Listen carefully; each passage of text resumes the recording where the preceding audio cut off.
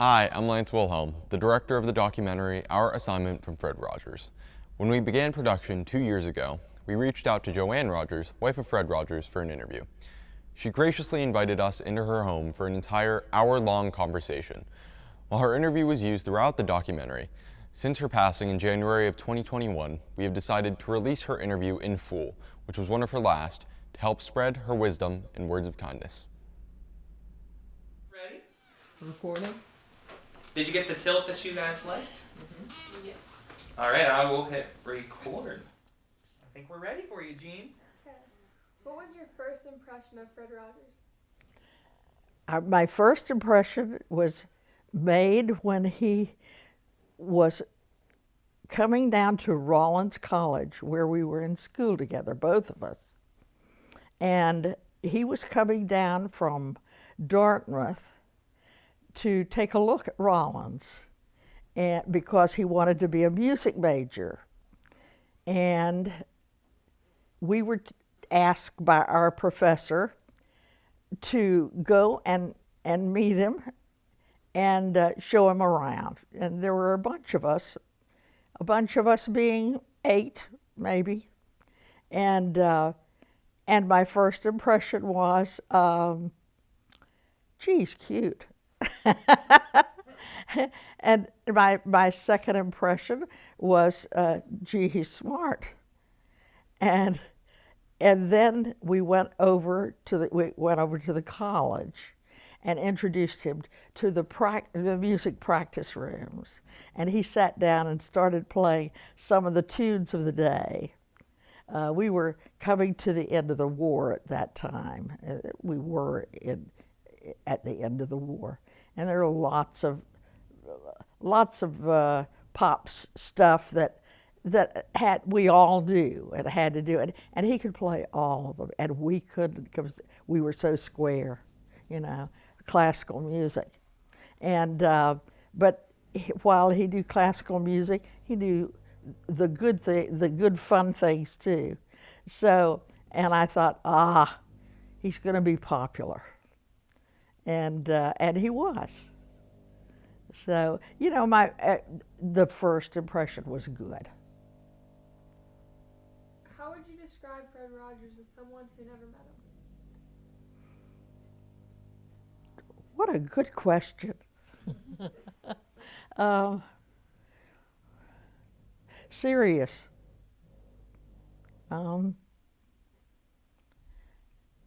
Serious and interested in what you were saying,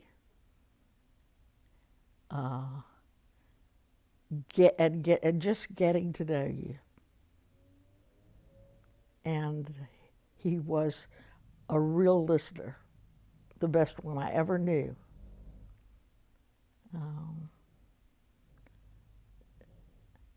I think you felt that interest in you too.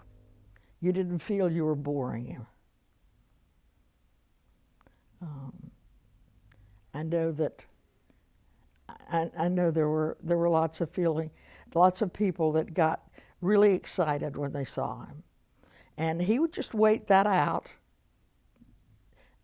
until people, could calm down a little bit, and he would just stand and, get a feeling for them until he could ask them a question that they could gnaw on a little.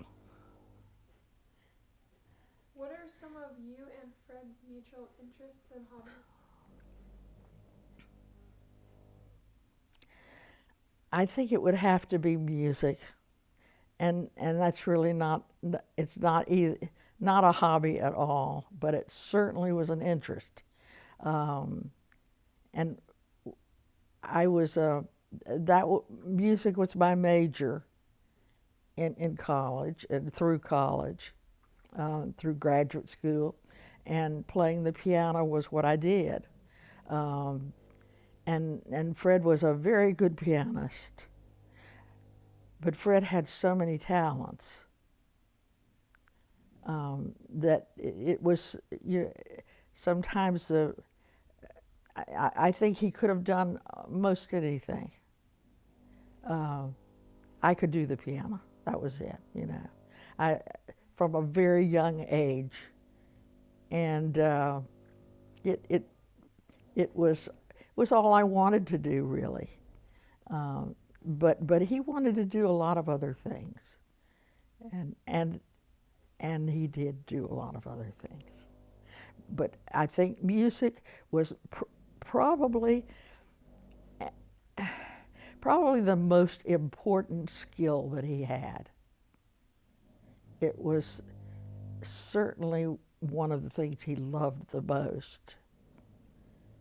And when Johnny Costa, who was his music director for the program, Johnny was so amazing, and just a fabulous help to him. They did the little operas together that,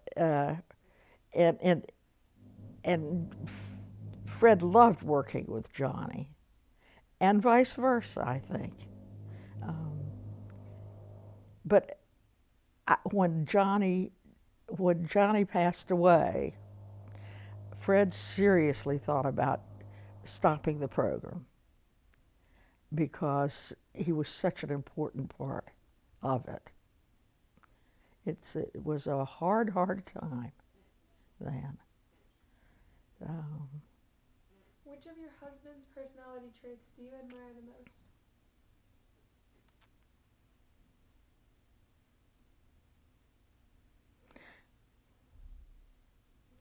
His ability to be a friend, to be a really good friend. Tell me about your marriage with Fred. What made it work so well? Oh, well, just go right for that. I think it worked so well because we were friends. We were such good friends.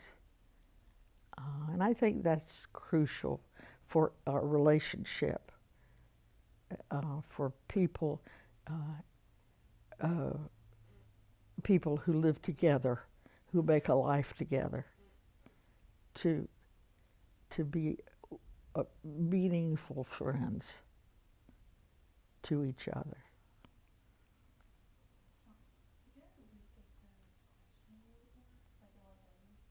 Oh yeah, we can put that in there. Okay.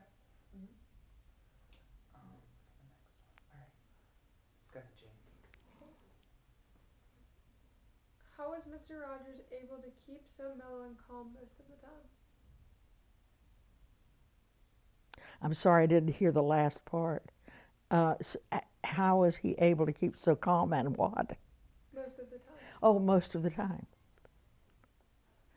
Fred had the ability to remain calm most of the time. I thought that was remarkable. And I think it had to do with the ability to, and I can't think of the word, to, what is it you do when you concentrate on something? Okay, let's take two. I was always amazed that Fred had the ability to remain calm so much of the time. And I think it was because he had a discipline about things. He was able to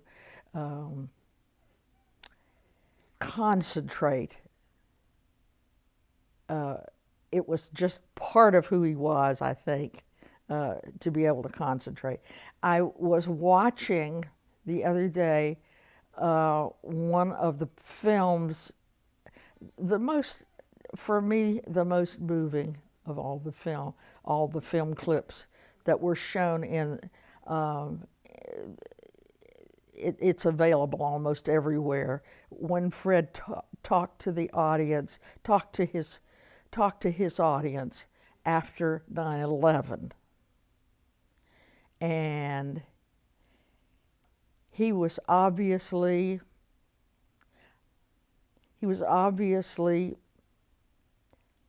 having a hard time uh, getting that into his mind, and you could see him on the film in the studio. And he walked around a little bit, and then he sat down, and he was obviously thinking. And I looked at him and I thought, he is so comfortable in that studio. That studio is a place that he's just has no problems with being nervous or anything. He was himself. He was able to show real vulnerability. And I thought that's really wonderful, and that sort of comes back to the calmness. He was willing to show vulnerability, and that's a hard thing to do. What was your favorite Mr. Rogers' Neighborhood show? Like, which episode was your favorite? Honey, I don't think I have a favorite.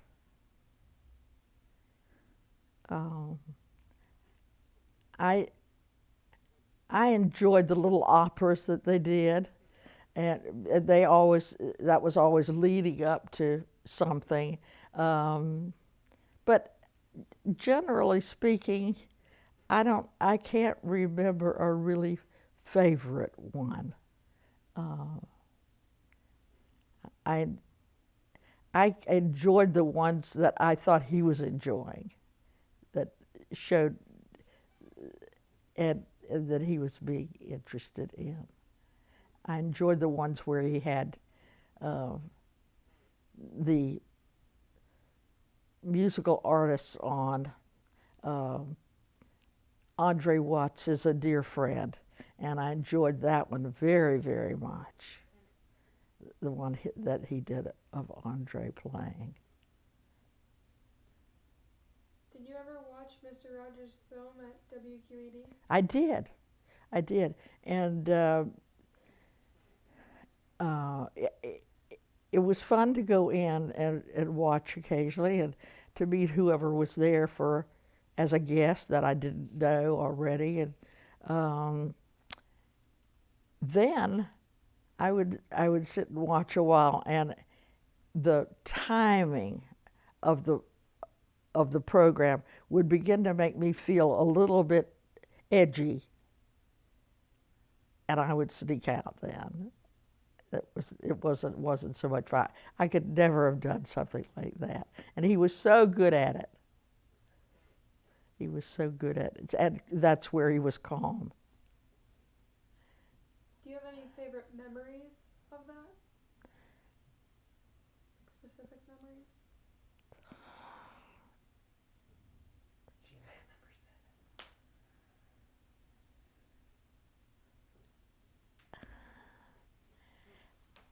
seven. My memories are, some of my memories are gone. A lot of them are gone. But I do remember coming back from Florida. I was down playing the piano, as a matter of fact, with my two-piano partner. And Fred was turning 40. So they were going to have a special program to celebrate that. And some of the people on the program had gotten together a kind of a roast in the form of an actual program. And so I came up for that, and that was loads of fun. They were just hysterical. They were very funny.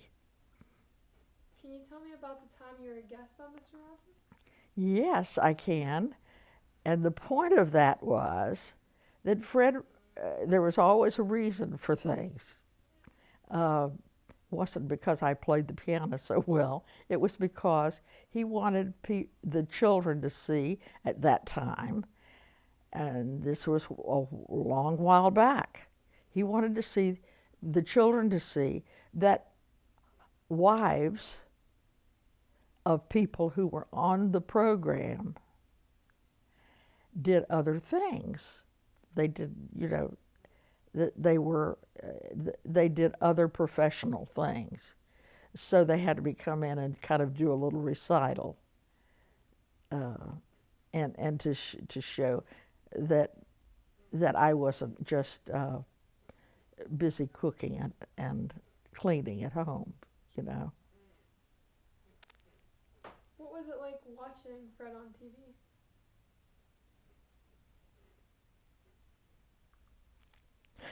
I can't remember. I can't remember what the feelings were, but excuse me. I'll have to go back. Okay. What was it like watching Fred on TV?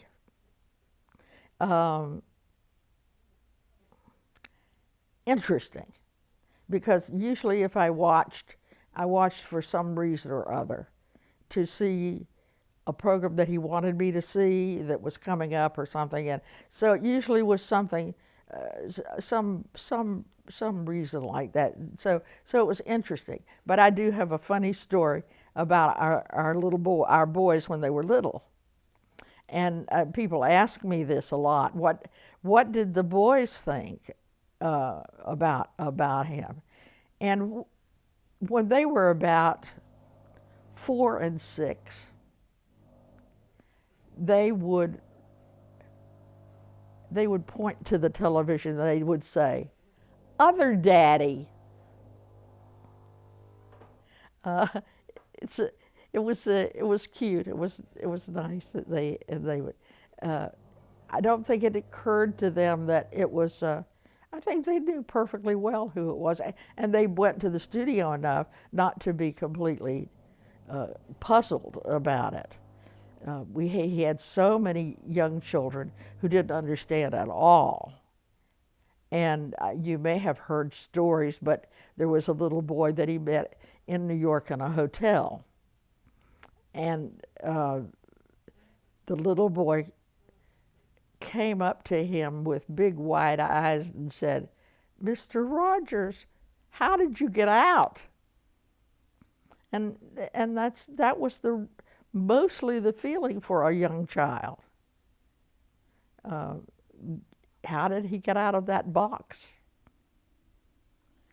And he explained it to the little boy, who listened carefully. And he would nod as Fred told everything about. And at the end, he said, "How are you going to get back in?" So he was puzzled about it. How did your life change when Mr. Rogers became famous? It was such a gradual thing. Such a gradual thing. I don't think it changed much. Maybe that's because it was a gradual thing, and for me too, you know, understanding it. I don't know how it was for the boys, for the guys, for my kids. I don't think it was so easy. But Fred was very disciplined about timing, and he spent a lot of time at home.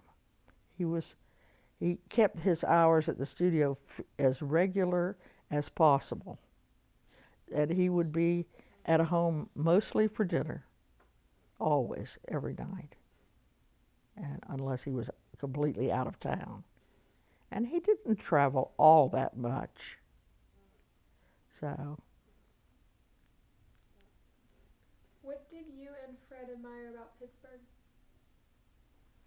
Fred grew up in Latrobe, nearby. So Pittsburgh he was used to Pittsburgh. He came in often as a family growing up. We were married, we were both 24 when we were married. I was just out of graduate school. He was just at his first job working for NBC television, learning the whole thing. It was all quite new then. Can you imagine that, television being new? Anyway, he was in on all that. And it was a wonderful, wonderful graduate school for him. And he had the best teachers in every, I mean, he knew directing, he knew producing, because he got all of that at NBC. And last year I was over to be a guest on some programs on behalf of the documentary. And it was such fun to see those same places again, the same studios that either Fred floor managed or worked in, you know. And it really brought back memories. In your opinion, what does it mean to be a good neighbor?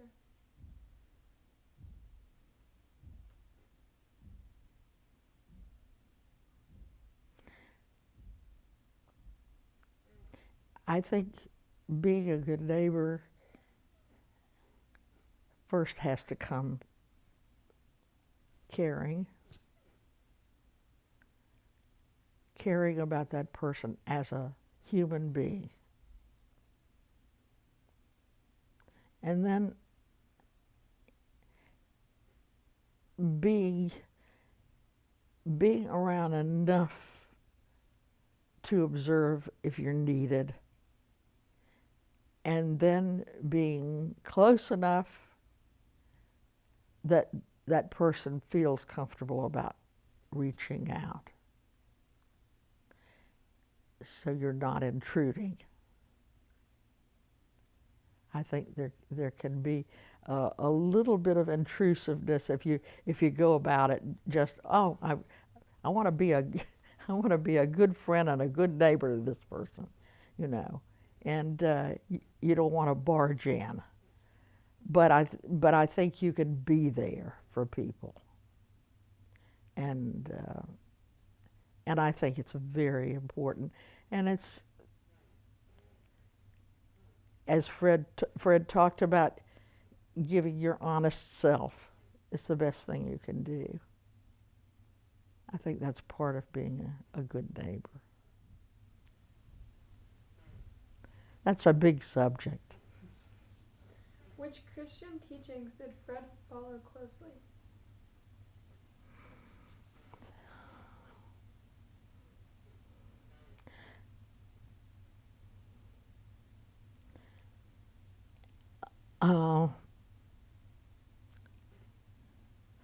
All of them that he possibly could. And not just Christian, because he was so open to other people's beliefs, and not only just open, interested. He was he was an intellectual person, and not only intellectual, but really passionate about things, and not just what he believed, but what others believed. He felt was so important. Oh my, don't we need him? What is the most important life lesson Fred taught you?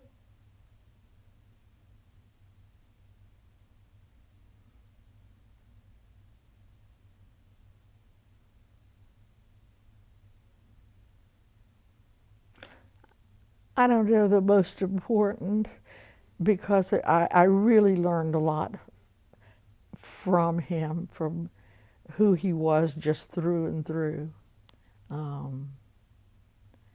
that I admired, deeply admired. But he was a grateful person, And he used to say, if the only prayer you ever say is thank you, God, that may be the most important. So, I don't think we can say thank you enough. What support, lessons, or advice were you able to provide for Fred? I didn't hear that. I'm sorry. Oh. We want to know what you taught him. Oh, what now? What support or lessons did you teach Fred? God, I don't think so. Anything. No, I'm. I don't think that's true. I bet you taught him a lot. We were very different people. I was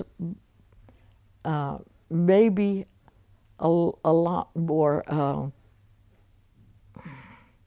Here goes another word problem. I'll figure out how to get it in.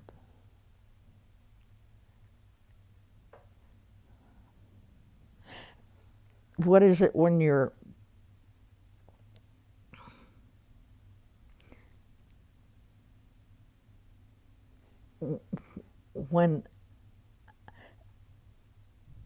when you're not as idealistic, when you're Like a realist?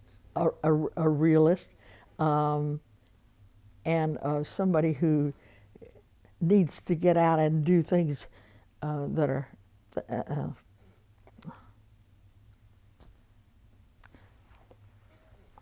there's a really good word and I can't come up with. That's so awful. Oh, we can come That's back an to it. awful feeling.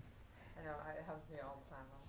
It's on my tongue. But then the more I think of it, it just doesn't come. Yep. But when I'm not thinking of it, it Yes, it'll come. There's a wonderful word that just means you're into doing the thing that's helpful. And just let's just do it. Let's. Pragmatic? Yes, Pragmatic? not quite pragmatic. That's almost it. That's good enough. Okay. Pragmatic. All right. Now let's see what was the question. Now, what did I teach Fred? What did I teach Fred? Wow. I don't know. We were very different. We were very different people. Fred was still at age 70 a very idealistic person, and I was a little more pragmatic. Not a little more, a lot more. a lot more pragmatic. This thing is squeaking. I hear it and I stop. It's not coming through too bad on But I'm a rocker, so I can't help rocking. Okay. I just want to make sure the camera didn't shut off. Right. Good? Yeah. Okay, go ahead. Okay. I haven't come up with anything. We can come back to that. Okay. Which of Fred's accomplishments were you most proud of?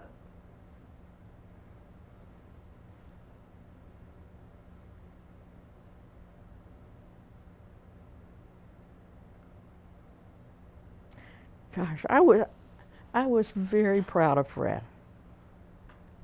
I was proud of really everything that he did. And he was a fun person to be with. He had a wonderful sense of humor. That doesn't come out in the program nearly so much, or on things that you see on YouTube and places like that. It just they usually they're showing a speech which is pretty serious. Most of his speeches were, And he knew he knew.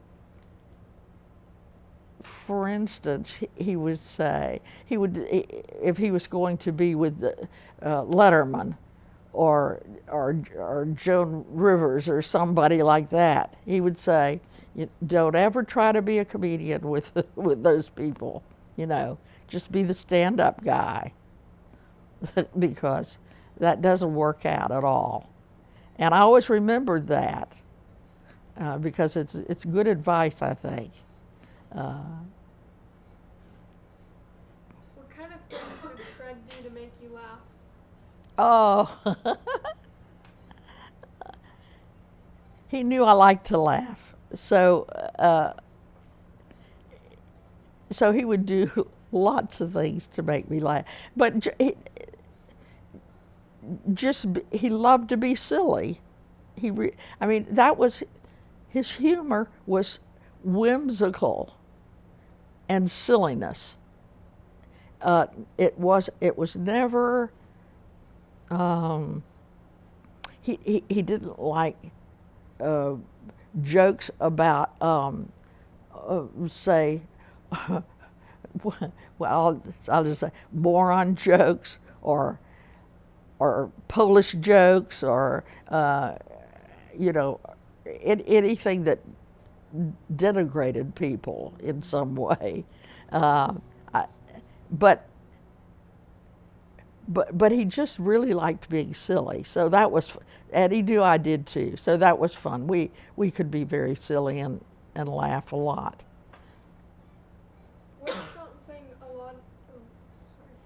What's something not a lot of people know about Fred?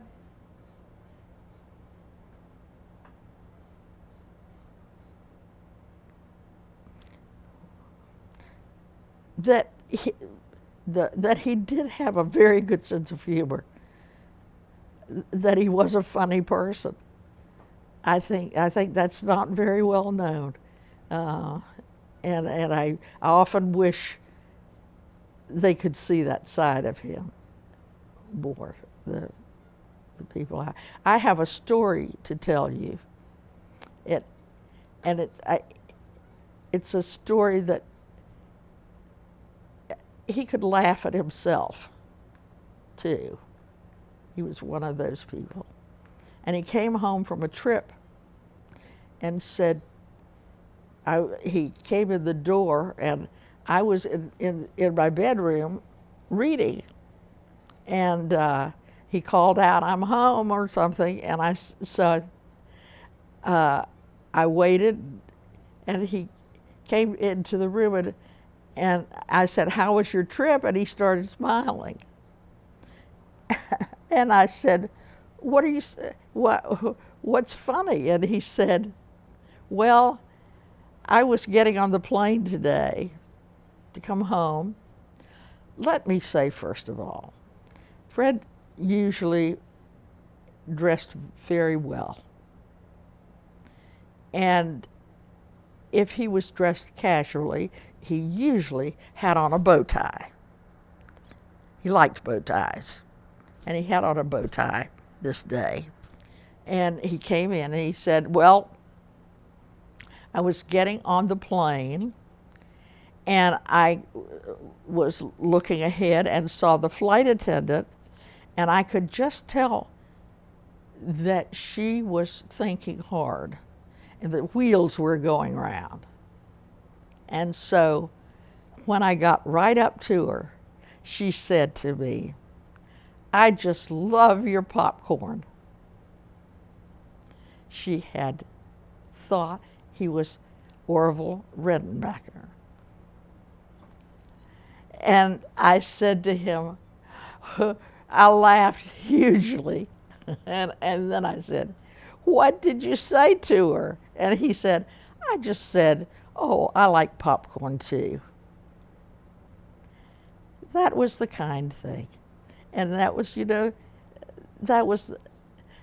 but I love that story. I love that story. That's probably my favorite story about Fred. How would Fred want to be remembered?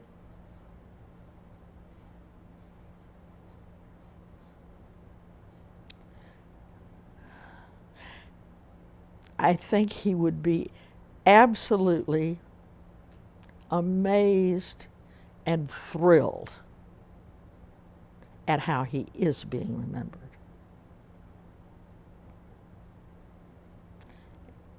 I really do.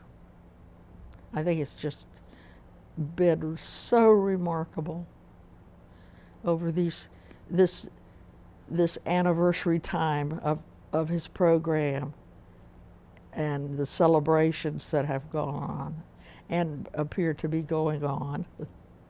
I think he would. I think that's exactly how, in his wildest dreams, he might have wished.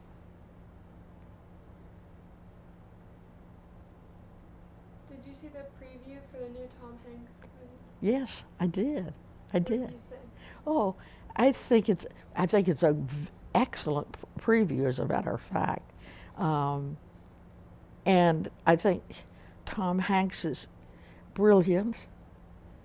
I think there is a superb cast.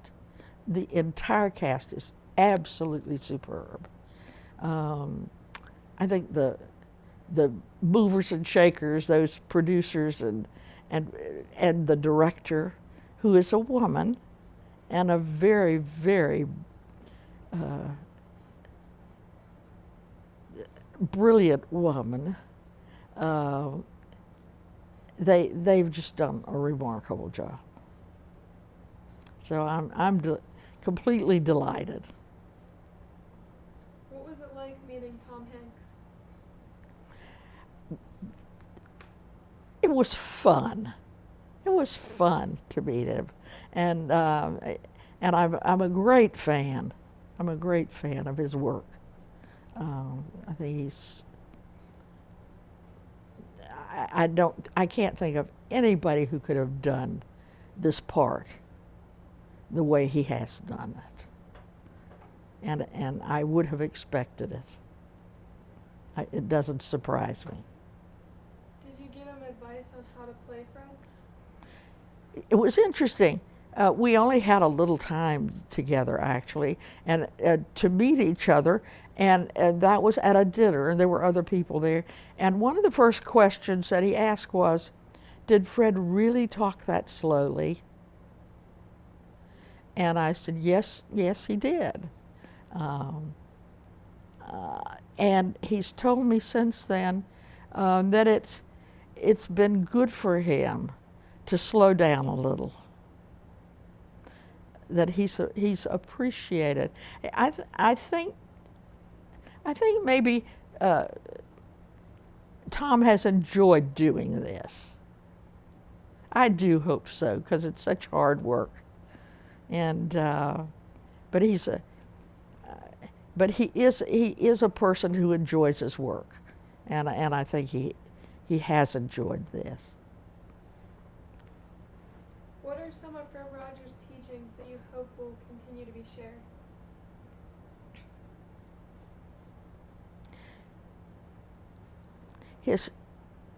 His work that he was so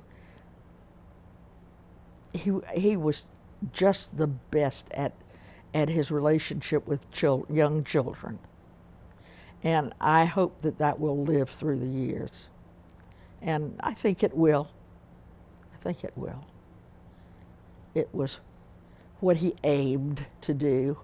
That was what the most important task was, to be there for the little ones. He used to say, to provide a safe lap for young children. What advice do you have for today's youth?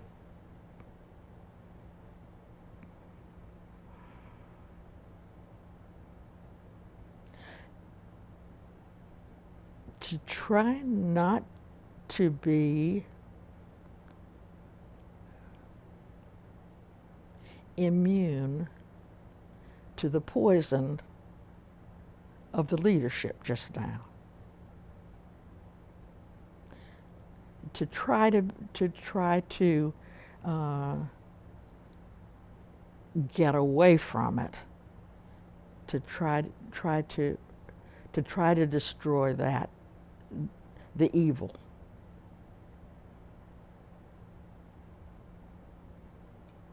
What church did Fred minister at? The television.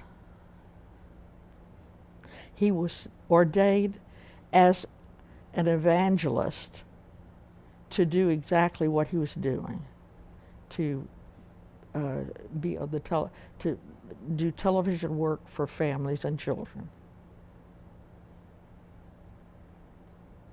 Were you involved in the show, behind the scenes? In the very early days, when he did a program called The Children's Corner, I was pretty involved in that, but not this one. I did, as I told you earlier, I played a little recital on this one time, but that was about it. What would you like to say to the children who grew up watching Mr. Rogers? The ones who grew up watching Mr. Rogers,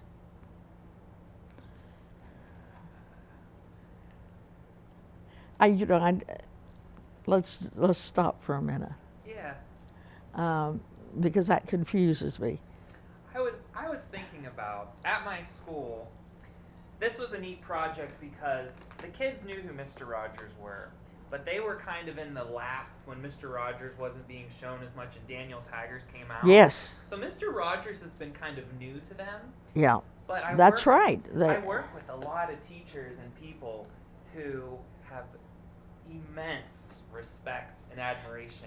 There are a great many people who watched Mr. Rogers, who wanted their kids to watch Mr. Rogers, and they went to the trouble to get the film. As many as they could. So I know that there are kids, but there aren't a lot of kids, I don't think, considering how many there are in the world. I was thinking about a lot of the neighborhood kids who are grown up now. Yes. And I'm kind of wondering, if Fred was still around, what would he say to little boys and girls who are now parents themselves? Because he always used to say, I like you the way you are. Mm-hmm. I'm proud of you. Mm-hmm. I'm kind of curious if Fred were still around, what he might say to all those grown-ups. You know, your guess is as good as mine. Mm-hmm. Because I think Fred moved with the times on things like computers and things. You know, he loved email. That was about as far as he got, but he really liked that, and I think he would have moved with the times. I know what he was planning to do. He was thinking that he wanted to do some radio. He wanted to do some more writing.